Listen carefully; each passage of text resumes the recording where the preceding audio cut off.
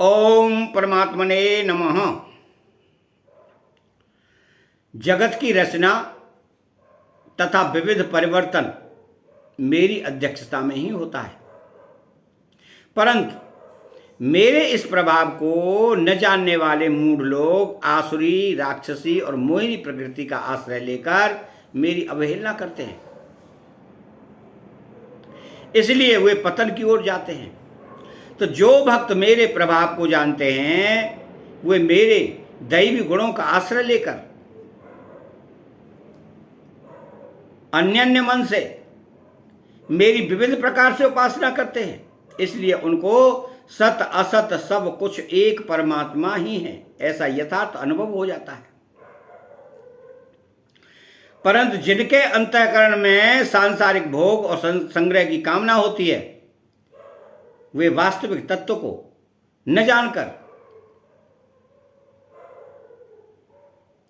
भगवान से विमुख होकर स्वर्ग आदि लोकों के भोगों की प्राप्ति के लिए सकाम भाव पूर्वक यज्ञादि अनुष्ठान किया करते हैं।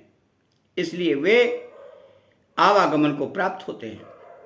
इसका वर्णन भगवान आगे के 2 श्लोकों में करते हैं कि त्रैविद्या मां सोमपाः पूत पापा यज्ञैरिष्ट्वा स्वर्गतिं प्रार्थयन्ते ते पुण्यमासाद्य सुरेन्द्रलोक मत्सरन्ति दिव्यान् देव भोगान। अर्थात त्रैविद्या माम सोमपाह दिव्यान दिवे देव भोगान। संसार के मनुष्य प्रायः यहाँ के भोगों में ही लगे रहते हैं। उनमें भी जो विशेष बुद्धिमान कहलाते हैं उनके हृदय में भी उत्पत्ति विनाशशील वस्तुओं का महत्व रहने के कारण जब वे ऋक, साम और यजो इन तीनों वेदों में कहे हुए सकाम कर्मों का तथा अपने फल का वर्णन सुनते हैं तब वे वेदों में आस्तिक भाव होने के कारण यहाँ के भोगों की इतनी परवाह न करके स्वर्ग के भोगों के लिए लालचा करते हैं और स्वर्ग प्राप्ति के लिए वेदों में कहे हुए यज्ञों के अनुष्ठान में लग जाते हैं। ऐसे मनुष्यों के लिए ही यहाँ त्रैविद्या पद आया है।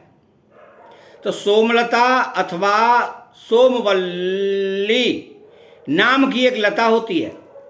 उसके विषय में शास्त्र में आता है कि जैसे शुक्ल पक्ष में प्रतिदिन चंद्रमा की एक एक कला बढ़ते बढ़ते पूर्णिमा को कलाएं पूर्ण हो जाती हैं और कृष्ण पक्ष में प्रतिदिन एक एक कला क्षीण होते होते अमावस्या को कलाएं सर्वदा क्षीण हो जाती हैं, ऐसे ही उस सोमलता का भी शुक्ल पक्ष में प्रतिदिन एक एक पत्ता निकलते निकलते पूर्णिमा तक 15 पत्ते निकल आते हैं और कृष्ण पक्ष में प्रतिदिन एक एक पत्ता गिरते गिरते अमावस्या तक पूरे पत्ते गिर जाते हैं। उस सोमलता के रस को सोमरस कहते हैं। यज्ञ करने वाले उस सोमरस को वैदिक मंत्रों के द्वारा अभिमंत्रित करके पीते हैं, इसलिए उनको सोमपाह कहा गया है।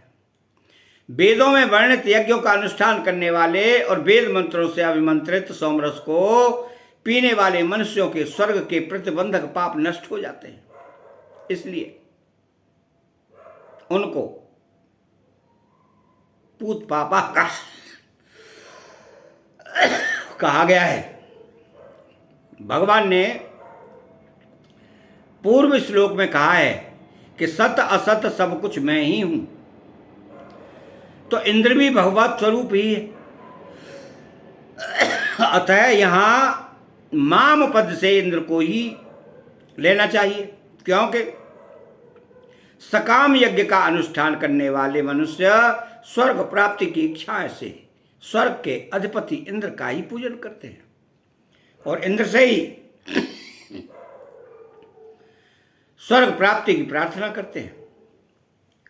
तो स्वर्ग प्राप्ति की इच्छा से स्वर्ग के अधिपति इंद्र की स्तुति करना और उस इंद्र से स्वर्ग लोक की याचना करना, इन दोनों का नाम प्रार्थना है। वैदिक और पौराणिक विधि विधान से किए गए सकाम यज्ञों के द्वारा इंद्र का पूजन करने और प्रार्थना करने के फलस्वरूप वे लोग स्वर्ग में जाकर देवताओं के दिव्य भोगों को भोगते हैं। वे दिव्य भोग मनुष्यलोक के भोगों की उपेक्षा बहुत विलक्षण हैं। वहां वे दिव्य शब्द, स्पर्श, रूप, रस और गंध इन पांचों विषयों का भोग अनुभव करते हैं।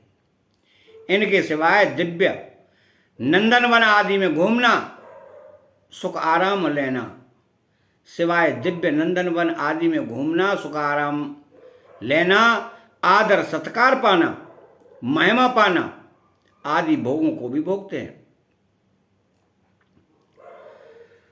अब यहां ऐसे मनुष्यों का वर्णन हुआ है जिनके भीतर संसार की सत्ता और मेहनता बैठी हुई है और जो भगवान की अविधि पूर्वक उपासना करने वाले हैं।